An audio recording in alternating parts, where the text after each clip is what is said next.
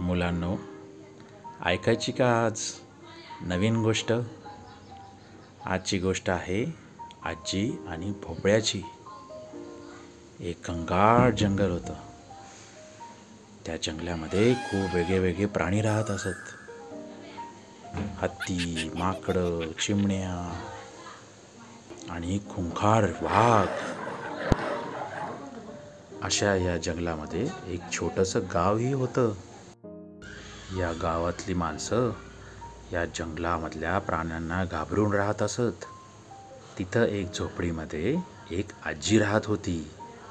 ती फार म्हातारी होती. आपलं जीवनव्यापन ती करत असत. तिची मुलगी जवळच्याच एका गावामध्ये विवाह होऊन गेली होती. जेव्हा आजीला तिच्या मुलीची आठवण यायची, ती तिच्याकडे जाऊन येत. असेच काही दिवस गेले. जेव्हा आजीला तिच्या मुलीची आठवण यायला लागली, मग आजीने ठरवलं, चला तर जाऊन सगळ्यांना भेटून येऊया. तिने थोडासा खाऊ बांधला आणि शेजाऱ्यांना म्हटली, मी येते लेकरीकडे जाऊन. मग आजी हळूहळू त्या जंगलातनं पुढे गेली. संध्याकाळी घनदाट जंगल लागले. तिथं तिला एक कोल्होबा सापडला. कोल्होबा म्हटला, थांब म्हातारे, कुठे चालली? आता मी तुला खाऊन टाकेल. म्हातारी म्हटली, बर ठीक आहे बाबा, पण मी किती बारीक आहे. माझं ऐक, मी माझ्या लेकीकडे जाते, खाते पिते, थोडीशी लठ्ठ होते, मग तू मला खा. कोल्होबा म्हटला, ठीक आहे म्हातारे, पण बदमाशी नाही. हे म्हणून म्हातारी पुढे गेली. थोडं पुढे गेल्यावरती तिला भेटला एक वाघोबा. वाघोबा म्हटला, ए म्हातारे, कुठं चालली? थांब, मी खाऊन टाकेल तुला.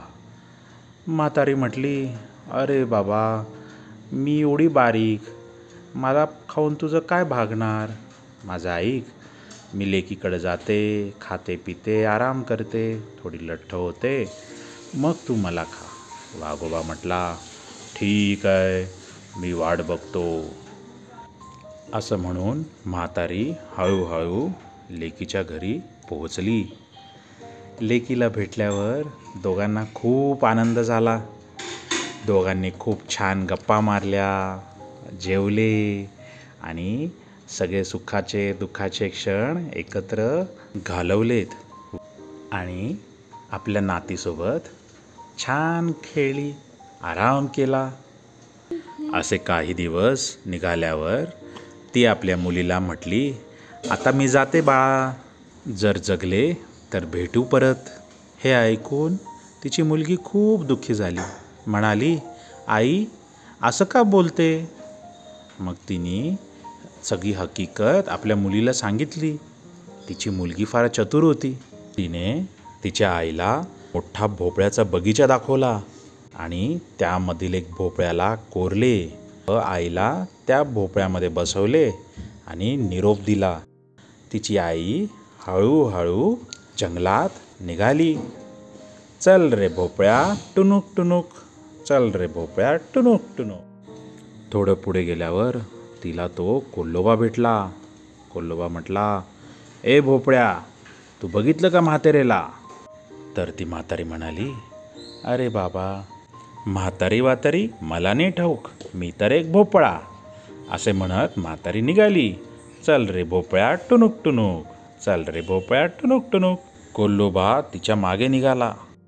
पुढे तिला भेटला तो वाघ.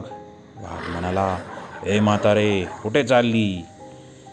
म्हातारी म्हटली, बघ बाबा, सांगितल्याप्रमाणे मी आली. आता मला कोण खाणार ते ठरवा. माझं डोकं कोण खाणार आणि माझा पाय कोण खाणार? हे ऐकून कोल्होबा म्हटला, अरे हे काय, तुझं डोकं तर मीच खाणार. तर वाघोबा म्हटला, नाही नाही, तुझं डोकं मी खाणार. यावर दोघांमध्ये वाद सुरू झाला आणि दोघं भांडायला लागले. भांडता भांडता त्यांचं भांडण जोरात सुरू झालं. याचा फायदा म्हातारीने घेतला. हळूच ती भोपळ्यात बसली आणि पळायला लागली.